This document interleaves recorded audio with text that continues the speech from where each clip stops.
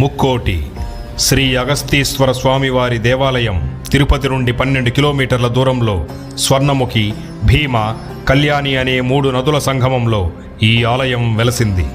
భారత వాంగ్మయ కాలం నుండి భారతీయ సనాతన ధర్మంలో అత్యంత శక్తివంతుడు, ఆదర్శ ఋషి, జ్యోతిష్య, వైమానిక, రసాయన శాస్త్రాలను, ప్రపంచంలోని అన్ని మహాసముద్రాలను, నదులను పూర్తిగా ఔపోసన పట్టిన మహర్షి అగస్త్య మహర్షి.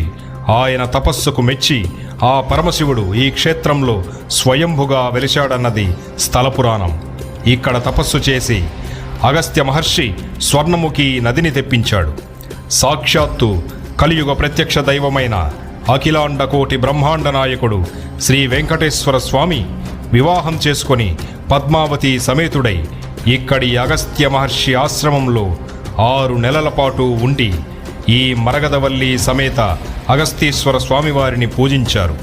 ఈ క్షేత్రంలో ఆ పరమేశ్వరుని ఎదుట నిలబడితే చాలు మీ శరీరం స్వామివారి జ్ఞానాక్ష వీక్షణములతో పులకించడం అనుభూతి చెందగలరు.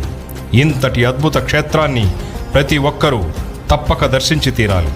ఈ క్షేత్రం గురించి మరిన్ని అద్భుతమైన విశేషాల కొరకు మన ఛానల్లో పూర్తి నిడివిగల వీడియోని చూసి తెలుసుకుంటారని ఆశిస్తున్నాను. ఓం నమః శివాయ.